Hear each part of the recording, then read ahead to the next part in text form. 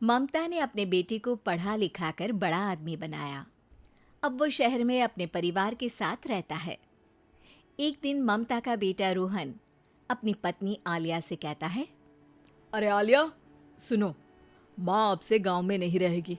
वो हमारे साथ यहीं रहेंगी शहर में। उनका कमरा आज नौकर से बोलकर अच्छे से साफ करवा देना। ओह, आज तो मेरी किटी पार्टी है, फिर मुझे जिम और फिर शॉपिंग। ठीक है, कल करवा दूंगी।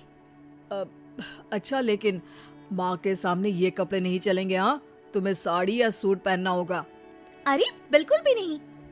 मेरे मम्मी पापा ने इतना पैसा लगाकर शादी इसलिए नहीं की थी कि मैं अपनी मर्जी के कपड़े पहन ओढ़ भी ना सकूं। अरे चलो, गुस्सा मत हो, लेकिन कुछ दिन तो माँ की खुशी के लिए कर सकती हो ना। लेकिन आलिया मानती नहीं। माँ आती है सिंपल सी साड़ी, झोला और चप्पल पहनकर। अरे रोहन, मैं इनके साथ कैसे रहूंगी? मेरी फ्रेंड्स क्या कहेंगी? ये तो पूरी गंवार लग रही है। आलिया, माँ गांव में रहती थी इसलिए ऐसी हैं। तुम आज ही माँ के साथ जाकर उनकी पसंद की शॉपिंग करवा देना। इनके साथ घर के अंदर रहना मुश्किल है, बाहर तो मैं कभी भी ना जाऊं। रोहन को आलिया पर गुस्सा आ जाता है। माँ, ओ माँ। हाँ बेटा। वो माँ को ले जाने के लिए उनका हाथ पकड़ता है कि अरे माँ, तेरे हाथ अभी तक इतने कड़े हैं, तूने इसका कोई इलाज नहीं किया? अरे बेटा, इसका कोई इलाज नहीं। वैसे भी मुझे कोई शर्म नहीं कि मेरे हाथ मुलायम नहीं है, क्योंकि इन्हीं हाथों से मेहनत कर मैंने तुझे बनाया है बेटा। अगले दिन, माँ, मैं ऑफिस जा रहा हूँ। कुछ लाना हो तो आलिया को बोलकर फोन करवा देना। रोहन के जाने के बाद, आप ना आज कमरे में ही रहिएगा, घर में पार्टी है, मेरी सहेलियां आ रही है, मैं उन लोगों के सामने आपको नहीं ला सकती हूँ। ठीक है बहू, लेकिन तुम कहो तो मैं कुछ खाने को बना दूं तुम लोगों की पार्टी के लिए। वो लोग सिर्फ कॉन्टिनेंटल या थाई फूड ही खाते हैं। कोई बात नहीं, कभी इंडियन खिलाने वाला कोई मिला नहीं होगा ना। मैं बनाकर कमरे में चली जाऊंगी। जैसे आपकी मर्जी। आलिया के घर उसकी दोस्त आती हैं, पार्टी होती है। अरे वाह आलिया, ये क्या है खाने में? बड़ा ही स्वादिष्ट है यार, इसकी रेसिपी मुझे चाहिए। हाँ, और ये दाल, ओ माय गॉड, मैंने तो किसी 5 स्टार में भी ऐसी दाल नहीं खाई है यार, तू कुक को यहाँ बुलाना। अब आलिया घबरा जाती है।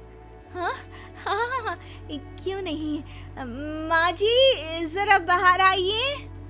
आलिया की सास सिंपल सी साड़ी और गांव के अंदाज में आती है। अरे बहू, क्या हुआ? खाना पसंद नहीं आया क्या? बहू?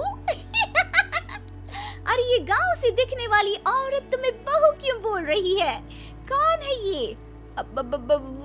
वो हमारी नई नौकरानी है। सास बहू की बात सुनकर बहुत दुखी हो जाती है। वो सर झुकाकर जा ही रही होती है कि एक सहेली बोल पड़ती है। अरे कहाँ जा रही हैं माँ जी? वो उठकर उनके पैर छूती है। जीती रहो बेटा। क्या है ना, आपकी शक्ल बिल्कुल मेरी माँ जैसी है। पता है आलिया, मैं शहर पढ़ने आई और फिर शहरी हो गई, लेकिन मेरे माँ पापा तो आज भी गांव में रहते हैं, बिल्कुल इनके जैसे ही हैं। आप यहाँ बैठिए ना आंटी, आप सच में बड़ी खूबसूरत है और आपके हाथ का खाना तो लाजवाब है। काश ये मेरी सास होती। सभी सहेलियां सास को घेर कर बैठ जाती हैं और उनसे खाने की रेसिपी पूछ रही होती है कि तभी घर की बेल बजती है और रोहन आता है। अरे क्या बात है, आज आप लोग हमारे घर में? और ये लोग तो मुझे आलिया से ज्यादा माँ की सहेलियां लग रही हैं। क्या ये आपकी माँ है? लेकिन आलिया ने तो कहा कि ये उनकी नौकरानी है और इन्होंने भी नहीं बताया। वो नहीं बताएंगी, क्योंकि उनके लिए बच्चों की इज्जत और उनकी खुशी सबसे पहले है। मुझे माफ कर दो, मुझे इन्हें तुम लोगों से मिलवाने में शर्म आ रही थी कि तुम लोग क्या कहती। अरे अब तो हमें शर्म आ रही है कि तुम हम लोगों की सहेली हो। हाँ, जो माँ जैसी सास को नौकरानी बोले वो हमारी सहेली नहीं हो सकती।